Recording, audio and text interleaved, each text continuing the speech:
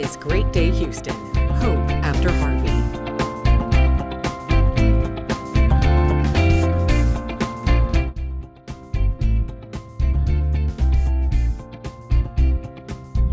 Good morning, everyone, and welcome to Great Day Houston, Hope After Harvey. All this week, we're focusing on various aspects of how to put your life back together after Harvey. We're starting out in the country's largest food bank, the Houston Area Food Bank, which on any given day is serving a lot of people, but after Harvey, a whole lot more people have come into the fold. Joining us now is Greene.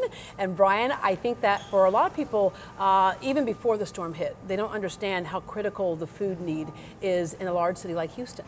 Well, despite everything we were doing pre-storm, if you look at Census Bureau figures, it works out to about 66,000 people per day go hungry in the greater Houston area, about 5,000 of them children. So that's where we were before. Now the greater issue is food insecurity, because for many of the households, they're actually making nutritional compromises to get by because they just don't have enough resources in order to have a healthy diet. Yeah, cheap food that might not be good for them. Exactly. Yeah. That's a weird thing about, in our economy, cheap food or bad food is cheaper. Yeah, or skipping meals. Yeah, so there's the hunger, and then there is also the bad nutrition. And so that's where we normally try to step in. Of course, after a natural disaster like this, everybody looks at the flooded homes, and that is very hard. But the cars, so it's about 36% of all the cars that were flooded probably did not have comprehensive insurance. That is a loss. Now, if you're making $30,000 a year, that could be a huge economic hit that might take you many months to recover from. Yeah. Even if you did have comprehensive coverage, that's not going to cover the deductible, and so for a household that's making a lot of money, that $500, you can absorb that fairly easily, but for a lot of households, that's a big deal. Or just the 2 weeks out of work. Lots of reasons why a lot of households, they're really struggling, and so we don't want to put them in the position of, are you going to feed your kids, or are you going to get back so you can get back a job and so solve your problems. Yeah. So we're trying to provide that assistance for households that are in this recovery mode, and that's going to go on for a long time. Yeah, you mentioned the cars that went underwater, and so for a lot of folks, just getting out to some place to get some food is tough. The food bank has a pantry here that we know we've highlighted several times, where people can come in and almost shop like a grocery store. That is not open right now because there's so many people who have to come in, but the food is going out to various areas around town so it can be closer to the people who need it. Right, so if you're in need of help, and we do want people to reach out. People are, if you've never needed assistance, you say, I shouldn't ask for help, I shouldn't ask for help. Look, we don't want you to get further in trouble because you're not taking care of your family's needs. And so we have all these voluntary partners. What makes us effective is we distribute through them.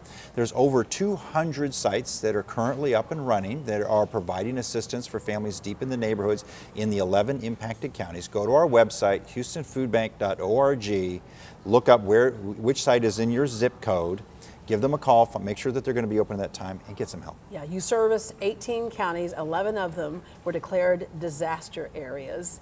And so the pressure was on to actually deliver that food. But the other thing that happened, which is so Houston, is that the volunteers showed up. You had more volunteers than ever.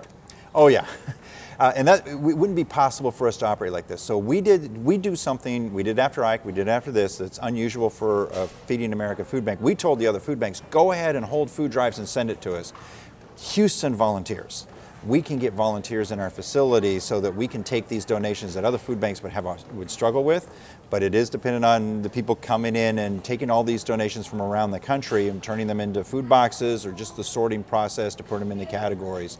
There's a lot of work that we do here. We make the hot meals for outdoor distribution.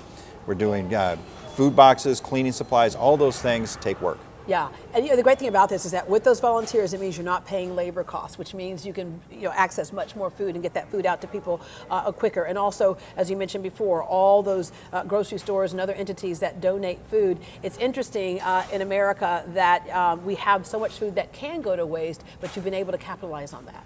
Yeah, that's what food banks started off doing, is we recognize that in the United States, about 40% of all food is wasted. Yeah. And so we try and capture, not the table waste, can't do anything about that, but the food that's further upstream, and we channel it into a resource for the area charities. That's what our function is, and then after disaster, we try and ramp that up. So we normally would have 50 trucks running. We now have 2 times that running.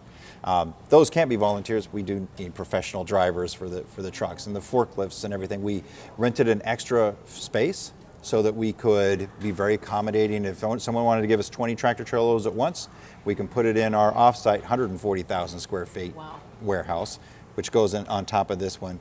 So many things make it possible. If we just cover the logistical needs, we can channel all of this support to make a difference for the area families. If you want to volunteer, how do we do that? Can an individual do it? Is it groups that do it? Individuals, groups, you name it. We can take up to 1,000 volunteers at a time. We put them in shifts. We've got a great team of volunteers and trained staff who try and put people together as productive work crews and hopefully give them a good time at the same time. All you got to do is go to our website, houstonfoodbank.org, click on the volunteer tab, follow the instructions. Yeah, and I got to tell you, I've interviewed several people with the food bank before. I've interviewed several volunteers, and one woman who really touched my heart, she said that she was a volunteer, and all of a sudden she found herself in the position of needing help here. So you never know, the help you give is the help you might get back one day. That was one of the things. If the storm didn't drive that home, it's like that storm, it could have been anybody, and it's like the way Houston rallied to take care of whoever it was, we're going to make a difference. All right, well, thank you very much for making a difference. Thank you, Deborah. All right, when we come back, so it's time for you to go back to work. Problem is, you don't have clothes to wear because they're all underwater. Dress for Success and how they can help you next.